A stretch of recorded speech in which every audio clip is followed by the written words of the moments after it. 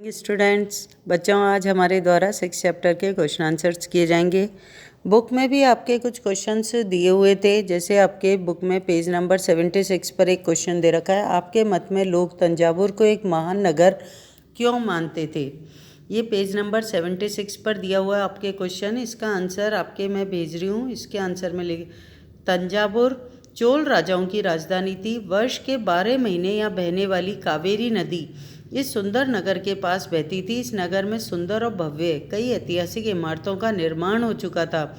इस नगर में मंदिर के अलावा अनेक राजमहल थे जिनमें कई मंडप बने हुए थे। राजा लोग इन मंडपों में अपना दरबार लगाते थे और नगर उन बाजारों की हलचल से भरा रहता था। तंजावुर एक मंदिर नगर का भी उदाहरण है। मंदिर नगर नगरीकरण का एक अत्यंत महत्वपूर्ण प्रतिरूप प्रस्तुत करता है।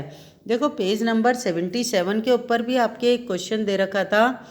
पेज नंबर 77 के ऊपर जो क्वेश्चन दे रखा था वो था, आपके विचार में इस प्रविधि के प्रयोग लुप्तमोम तकनीक के क्या क्या लाभ हो सकते थे।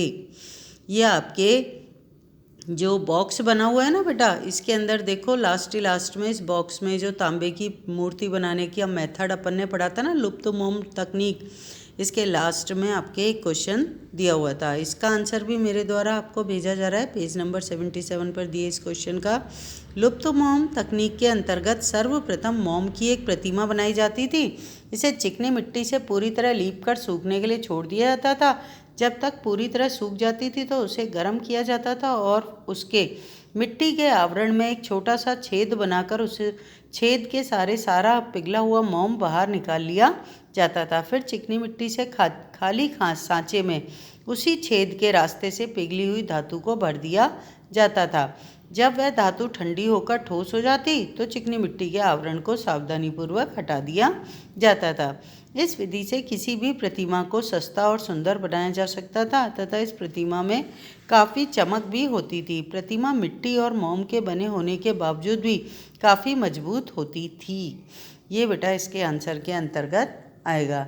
फिर आपके पेज नंबर जो दे रखा है 79 पेज नंबर सभी अपनी बुक के अंदर निकाल लें। यहाँ पर आपके एक क्वेश्चन दे रखा है। देखो, बॉक्स पर ये जो बीचों बीच बाजारों पर कर में एक बॉक्स दे रखा है ना, इसमें एक क्वेश्चन दे रखा है, आज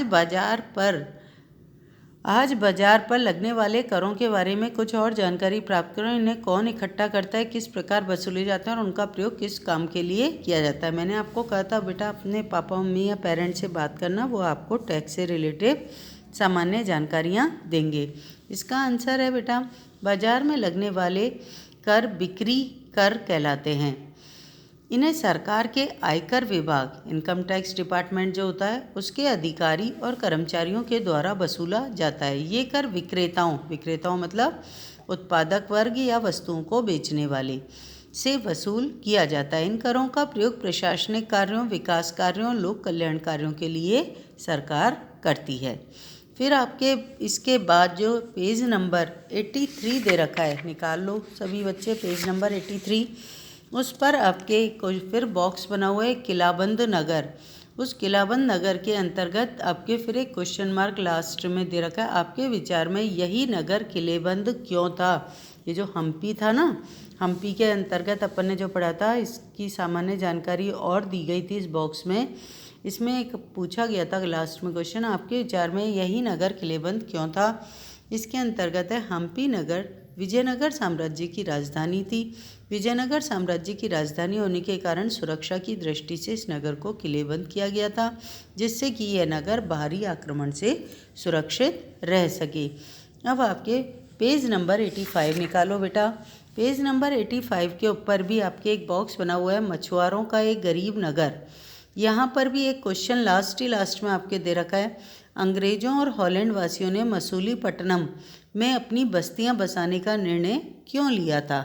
मिल गया सबको ये क्वेश्चन पेज नंबर 85 पर। देखो, यहाँ पर इस क्वेश्चन का आंसर आपका है, मसूलीपट्टनम समुद्र के किनारे बसा हुआ था। पहले यहाँ पर मछुआरे रहते थे, लेकिन धीरे धीरे व्यापारी लोग भी यहाँ पर रहने लग गए थे। व्यापारी लोगों का दूसरे देशों से व्यापार होता रहता था। यहाँ पर इंग्लैंड और हॉलैंड के निवासी आते जाते रहते थे और वे यहाँ पर रुकते भी थे। इन स्थानों पर जहाज़ों के लिए लंगर डालने की व्यवस्था हो गई थी।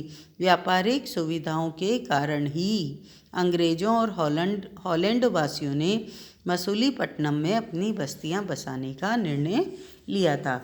अब हम अपने चैप्टर के पीछे दिए हुए क्वेश्चन आंसर्स पर आ जाते हैं बेटा।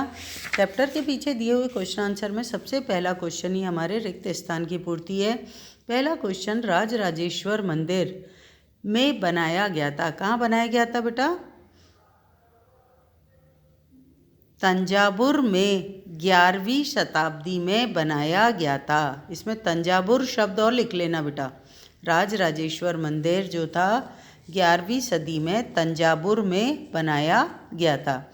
दूसरा क्वेश्चन है अजमेर सूफी संत से संबंधित है। कौन से सूफी संत से? ख्वाजा मुइनुद्दीन चिश्ती से संबंधित है। हम्पी साम्राज्य की राजधानी था। हम्पी कौन से साम्राज्य की राजधानी था? विजयनगर। हॉलैंड वासियों ने आंध्र प्रदेश में पर अपनी बस्तियां बसाई थी। मसूलीपट्टनम में अपनी बस्तियां बसाई थी। अगला क्वेश्चन आपके दे रखा है बच्चों, बताएं क्या सही है और क्या गलत है। देखो सबसे पहले क्वेश्चन के अंतर्गत इसमें दे रखा है हम राजराजेश्वर मंदिर के मूर्तिकार का नाम एक शिलालेख से जानते हैं।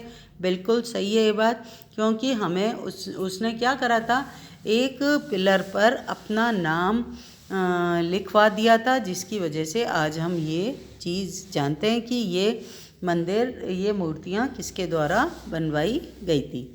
सौदागर लोग काफिलों में यात्रा करने के बजाय अकेले यात्रा करना अधिक पसंद करते थे। गलत है ये बात, क्योंकि सौदागर तो ग्रुप में कार्य करते थे, काफिला बनाकर यात्रा करते थे। काबुल हाथियों के व्यापार का प्रमुख केंद्र है। ये भी गलत है बेटा, क्योंकि काबुल जो था वो तो घोड़ों के व्यापार के लिए प्रसिद्ध था। सूरत बंगाल की खाड़ी पर स्थित एक महत्वपूर्ण व्यापारिक पत्तन था। सूरत तो अरब सागर में स्थित है, ना कि बंगाल की खाड़ी में, तो ये भी बच्चों गलत हो गया। फिर आपके क्वेश्चन है तंजावुर नगर को जल की आपूर्ति कैसे होती है। तंजावुर नगर को जो जल की आपूर्ति होती है वो कुआं और तालाबों से होती है। पेज नंबर 76 पर आपके ये लाइन मिल जाएगी आपको। फिर आपके मद्रास जैसे बड़े नगरों में ब्लैक टाउन्स में कौन रहता है। ब्लैक टाउन्स में भारतीय व्यापारी, शिल्पकार, औद्योगिक मजदूर और अन्य क्षेत्रों में काम करने वाले मजदूर और कर्मचारी रहा करते हैं। नेक्स्ट 5वां क्वेश्चन आपके दे रखा है बेटा।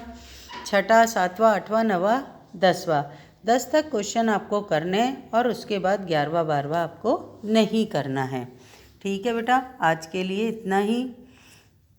नेक्स्ट जहाँ तक मैं समझती हूँ आपका ये हिस्ट्री का कोर्स भी कंप्लीट हो गया, क्योंकि टोटल आपके जो चैप्टर दे रखे हैं अपने टोटल चैप्टर के अंतर्गत आपके 10 चैप्टर दे रखे हैं बेटा, और अपन 6 चैप्टर कर चुके हैं, मतलब 60% कोर्स कर चुके हैं।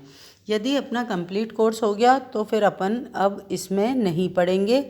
नेक्स्ट अपना जो टारगेट रहेगा वो अपना क्या रहेगा कि अपन पॉलिटिकल साइंस की बुक का अध्ययन करेंगे। ठीक है, थैंक यू बेटा।